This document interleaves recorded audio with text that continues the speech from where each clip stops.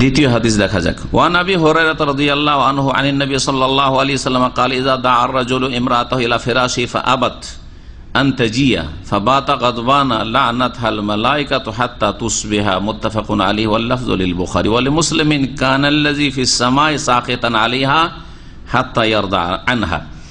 আবু হুরায়রা রাদিয়াল্লাহু তাআলা আনহু থেকে বর্ণিত, তিনি বলেন যে নবী করিম সাল্লাল্লাহু আলাইহি ওয়াসাল্লাম বলেছেন, ইযা দা'আর রাজুলু ইমরাতাহু ইলা ফিরাশিহি, যখন কোন পুরুষ তার স্ত্রীকে নিজ বিছানার দিকে ডাক দেবে, স্ত্রীকে বিছানার দিকে ডাকছে, এর দ্বারা বোঝা যায় যে একই বিছানা ঘুমানো জরুরি বিষয় নয়, নাকি?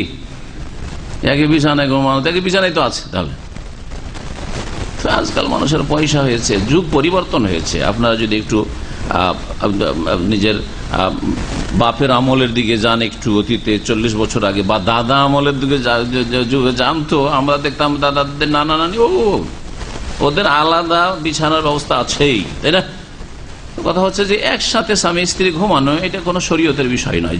তবে স্বামী যদি চাই যে ঘুমাতে হবে সেটা জায়েজ, আর যদি স্বামী যদি না যা তুমি পৃথক ঘুমাও সেটাও জায়েজ। কেউ বলতে পারবে যে না এখানে স্ত্রীর হক নষ্ট করলো না, সহবাস হচ্ছে স্ত্রীর হক, কিন্তু একসাথে ঘুমানো স্ত্রীর হক নয়। জি, যে একসাথেই ঘুমাইতে হবে। স্ত্রী যদি চায় আর তাতে যদি স্বামী বলে যে হ্যাঁ তো ঠিক আছে, স্বামী যদি চায়, তো স্বামীর আনুগত্য যেহেতু স্ত্রীকে করতে হবে, সেই জন্য তখন আবার জরুরি হয়ে যাবে। স্বামী যদি বলে যে আমার সাথেই ঘুমাইতে হবে, তখন সেটা মানা কি হয়ে যাবে? জরুরি হয়ে যাবে, আনুগত্য করা জরুরি হবে। কিন্তু স্ত্রীর কথা মানা কি স্বামীর জন্য ওয়াজিব? স্ত্রী হুকুম করলে তাহলে স্ত্রীকে তাহলে তো হাকিম বানিয়ে দিলেন। আল্লাহ তো করেন স্ত্রীকে হাকিম বানাননি। আর রিজালু কাওয়ামুন আলান নিসা, হ্যাঁ।